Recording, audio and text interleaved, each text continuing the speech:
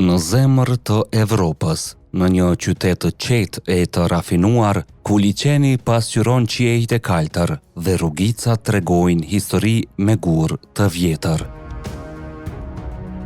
Ndodhi një ngjarje që pak shqiptar e dinë, një histori që lidhet me ne, me emrin ton, me gjakun ton. Zvicër, qyteti i Gjenevës, dhjetor 1602. Në errësirën e natës, kur shpresa ishte e zbet dhe armiku trokiste në port, doli një dritë, një emër, një figurë, një frymëzim. Gjergj Kastrioti Skënderbeu.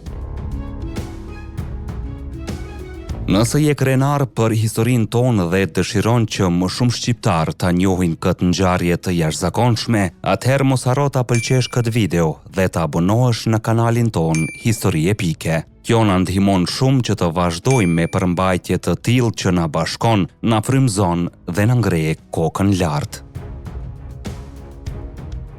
Duka i Savojës, Emanueli i parë me mira ushtar i afrohet Gjenevës. Një qytet me vetëm 24.000 banor, pa aleat, pa ndihmë, i rrethuar nga Afrika, por Gjeneva nuk u dorëzua, sepse kur armët mungojnë, kur muri shembet, shpata e vetme që mbetet është shpresa. Dhe kjo shpresë u gjet në një libër të vitit 1576. Një vepër franceze me titull Historia e Gjergj Kastriotit i njohur si Skënderbeu, mbreti i Shqipërisë, shkruar nga Jacques de Laverdun. E pabesueshme, por e vërtet, në prag të pushtimit, autoritetet e qytetit shpërndan mbi 1000 fletushka në përlagje.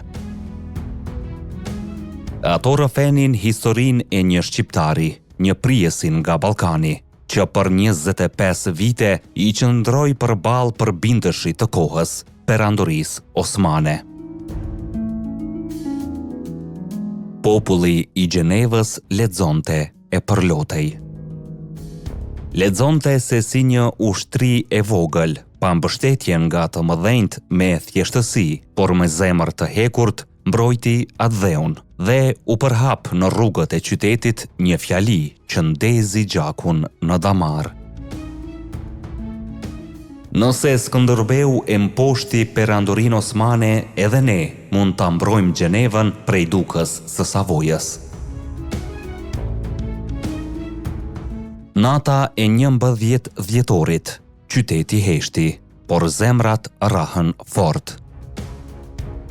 Në terr, ushtarët e dukës nisin lëvizjen e tyre fshehurazi, por Gjeneva nuk flinte.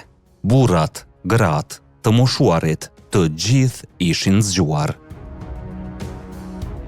Gratë nga dritarët derdhnin ujë të valë mbi pushtuesit. Burrat mbanin thika, shufra hekuri, çfarë do që u binte në dorë. Dhe në mesin e tyre unë gjitë në histori një emër, Catherine Cheynel, kuzhinjerja që u përball me pushtuesit me një kazan të nxehtë me supë. Ajo u bë simboli kurajës së popullit, u quajt Mère Royam, nëna e mbretërisë. Gjeneva u shpëtua. Jo me topa, jo me kështjella, por me guxim, me bashkim, me shembullin e një heroi shqiptar që frymëzoi zemrat e mira evropianave. Që nga ajo ditë, çdo vit, Gjeneva feston betejën e cila u quajt l'Escalade, ngjitjen, betejën, shpëtimin. Parada, kostume e këngë, dhe mes tyre ende lexohen fletushkat për Skënderbeun. Sepse ai mbeti udh rrëfyesi i natës më të errët. Por ironia e historisë është se ne, shqiptarët, shpesh nuk e dim këtë. Nuk e dim se në një nga qytetet më të zhvilluara të botës, në zemër të Zvicrës, një bust i Skënderbeut qëndron krenar.